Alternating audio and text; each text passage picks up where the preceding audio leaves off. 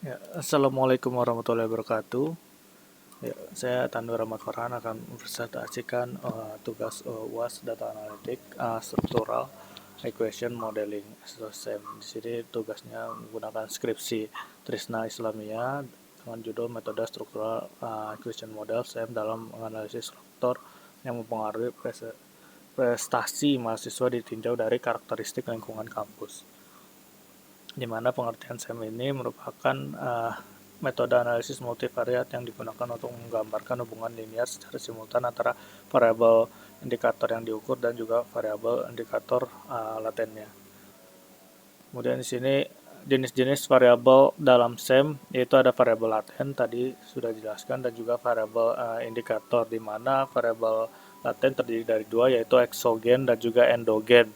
Untuk variabel indikator itu biasanya digunakan simbol X dan juga Y. Untuk penjelasan mengenai skripsinya itu penelitian ini bertujuan untuk memperoleh model persamaan struktural yang terbaik yang dapat menggambarkan hubungan antara peubah laten, dan peubah indikatornya untuk mengetahui struktur mana yang paling mempengaruhi dan untuk mengetahui struktur mana yang paling mempengaruhi prestasi dari ketiga indikator, yaitu motivasi, sikap terhadap alma mater, dan juga sikap terhadap dosen.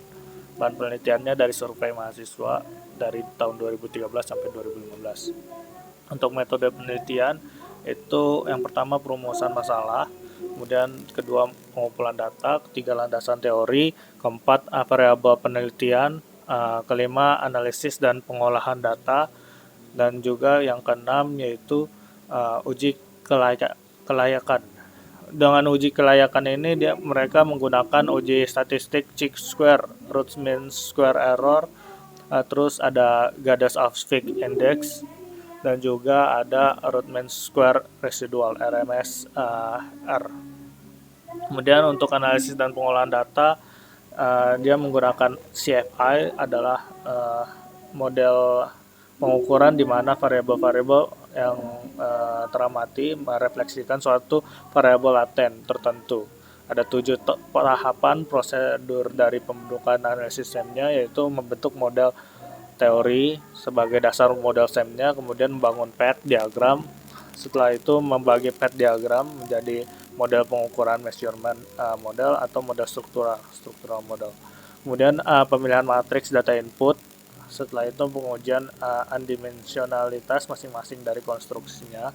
Kemudian menguji evaluasi asumsi model struktural. Lalu yang terakhir yaitu menginterpretasikan model. Sini ada variabel penelitian di mana ada variabel bebasnya yaitu dua, sikap terhadap alma mater STA dan juga sikap terhadap dosen yaitu STD. Di mana ada beberapa untuk STA ada keputusan pemilihan kampus, keaktifan berorganisasi, kelengkapan fasilitas ruang belajar, kelengkapan fasilitas perpustakaan, kelengkapan fasilitas laboratorium komputer.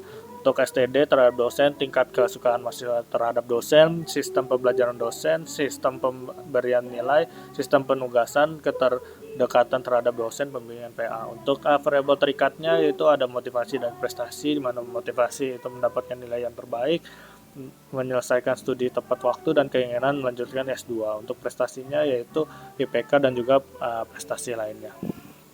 Sini ada konversi diagram jalur ke persamaan struktural, di mana persamaan strukturalnya itu prestasi sama dengan beta 1 STA ditambah beta 2 dikali STD ditambah beta 3 dikali motivasi tambah Z2.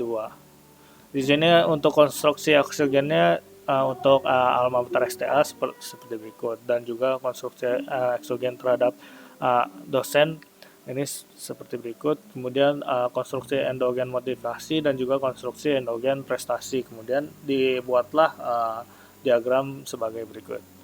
Setelah itu menguji undimensionalitas masing-masing konstruk, di mana di sini pada model ini terdapat tiga variabel eksogennya yaitu STA tadi, STD, dan juga motivasi.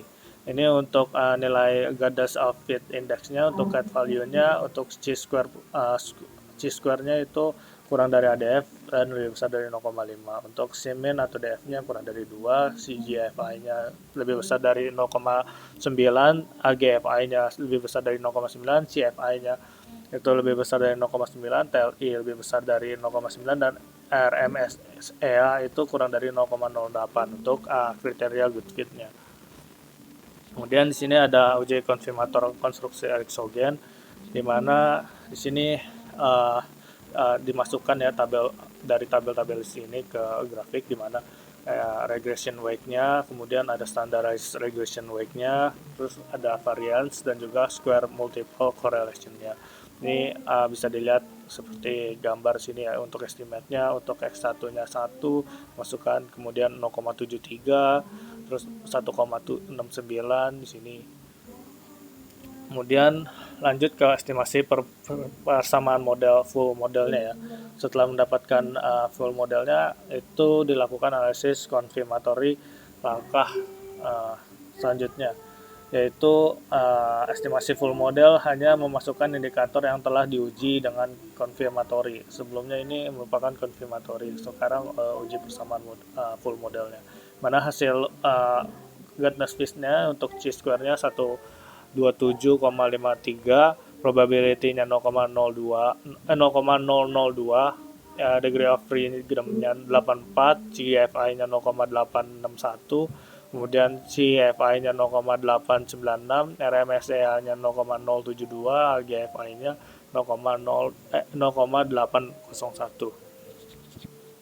Kemudian di sini ada normalitas data, di mana estimasi dengan maksimum likelihood menghadapi variabel observe harus memenuhi asumsi normalitas multivariate, di mana dilakukan dengan menggunakan kriteria CR ya, critical ratio, dan juga multivariate pada kurtosis, di mana apabila berada pada rentang plus minus 2,58 berarti distribusinya normal secara multivariat. Kemudian pas dilihat di sini CR-nya minus 0,014 itu lebih kecil dari plus minus 0,58, sehingga dapat disimpulkan bahwa data tersebut berdistribusi normal secara multivariat. Kemudian di sini ada measurement model fit, di mana ada uji reliability. Itu terdapat dua cara dapat digunakan, yaitu composite construct reliability dan juga variance X-trace, di mana cut off value dari construct reliability adalah 0,7 dan juga cut off value of variance X-trace-nya itu minimal 0,5. Ini rumus construct reliability-nya, di mana sigma standardized loading kuadrat per sigma standardized loading kuadrat tambah sigma IJ, di mana standardized loading ini diperoleh langsung dari setiap indikatornya. Kemudian IJ-nya merupakan measurement error ya, satu mean standardized loading kuadrat. Di sini kita dihitung untuk standardized loading-nya itu ada dihitung seperti prestasi, motivasi, STD dan STDA-nya, didapatkan 1,4, 1,6, 3,1 dan juga 2,8. Untuk sum measurement error-nya dapatkan untuk prestasi 0,6, motivasi 1,3, kemudian STD-nya itu 1,8, STA-nya itu 2,14.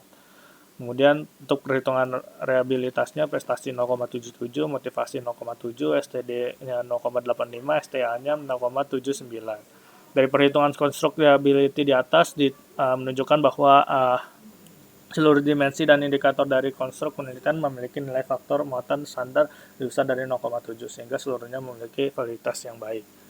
Kemudian di sini yang kedua yaitu variance extract, di mana nilai variance ekstrak yang tinggi menunjukkan bahwa indikator-indikator itu mewakili ya secara baik variabel bentukan yang dikembangkannya. Ini rumus variance extract-nya yaitu sigma standardized loading kuadrat per sigma standardized loading kuadrat tambah sigma IJI. Hampir sama seperti rumus yang tadi ya. Untuk sum of square standardized loading nilai prestasi 0,99, motivasi 0,98, STD-nya 2,08, STA-nya itu 1,712. Untuk perhitungan variance X-rays-nya prestasinya 0,64, motivasi 0,5, STA-nya 0,52, STA-nya 0,5. Perhitungan variance X-rays di atas menunjukkan bahwa keseluruhan dimensi dari indikator konstruk penelitian memiliki nilai faktor muatan standarnya lebih besar dari 0,5 sehingga punya validitas yang baik juga. Di sini ada hubungannya antara variabel mode-nya ya, di mana yang hubungannya yaitu hubungan antara variabel dapat dilihat pada indikator keputusan, di mana kampus memiliki pengaruh cukup dan searah terhadap variabel sikap terhadap alma mater dengan nilai koreksi sebesar 0,413 ya, cukup baik ya. Terus untuk hubungan antara variabel yang dapat dilihat dari indikator keaktifan berorganisasi mempengaruhi cukup dan juga searah terhadap variabel sikap terhadap alma mater dengan nilai koreksi sebesar 0,337. Kemudian hubungan variabel dari indikator kelengkapan ruang belajar mempengaruhi kuat dan searah terhadap variabel sikap terhadap alma mater dengan nilai koreksi sebesar 0,719. Kemudian untuk hubungan antara variabel kelengkapan fasilitas perpustakaan mempengaruhi kuat terhadap variabel sikap terhadap alma mater dengan nilai koreksi sebesar 0,611. Kemudian nilai hubungan antara variabel indikator tingkat kesukaan mahasiswa terhadap dosen mempengaruhi cukup searah terhadap variabel sikap dosen dengan nilai koreksi sebesar 0,581. Ini hubungan antara variabelnya ya, bisa dilihat untuk STA dengan STA, X1 dengan